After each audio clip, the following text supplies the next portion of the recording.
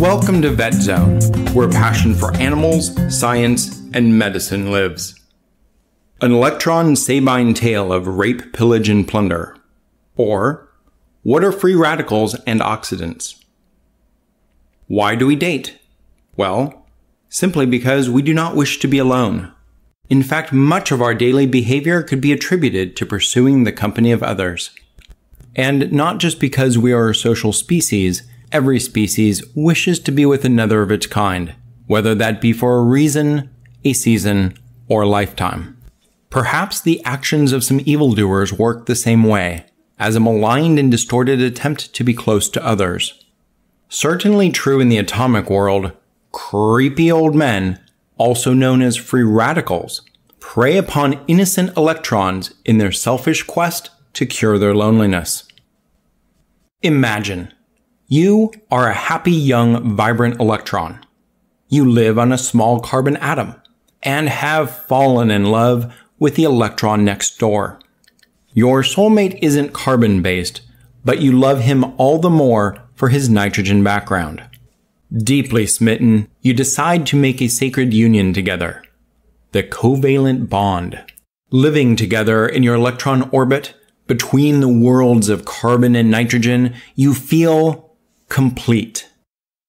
Electrons prefer to live in pairs, but some of these subatomic particles are not so lucky. When alone and embittered, they store up a lot of rage or potential energy.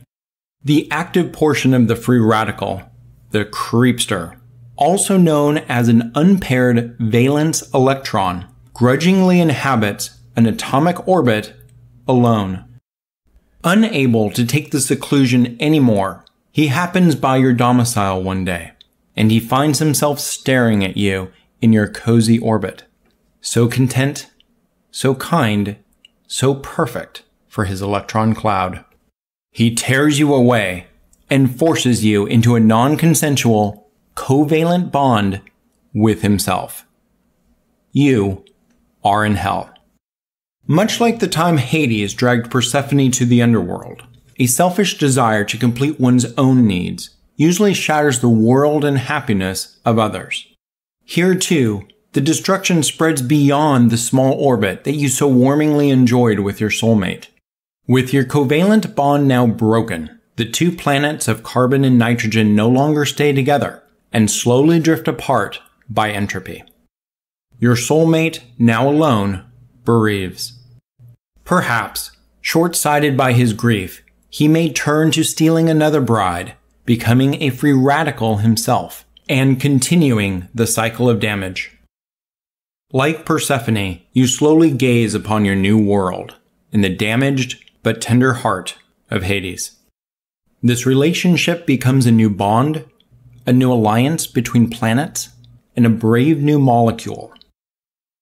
In a similar fashion to radicals, oxidants coerce or oxidize other molecules to expel one of their electrons. Both free radicals and oxidants disrupt organic molecules by forcing electrons out of their homes and into new locations.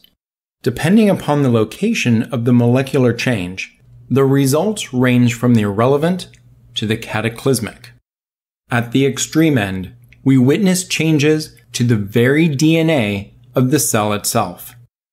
Cancer cells originate when oxidation involving oncogenes or coding affecting cellular reproduction occurs. Cancer arises from damage to the cell's innate control mechanisms. From the disruption of a single electron to the destruction of a multicellular organism, the ramifications of minor stochastic events often ripple across the ocean of life, creating storms. Thank you for listening. See you next time in the Zone.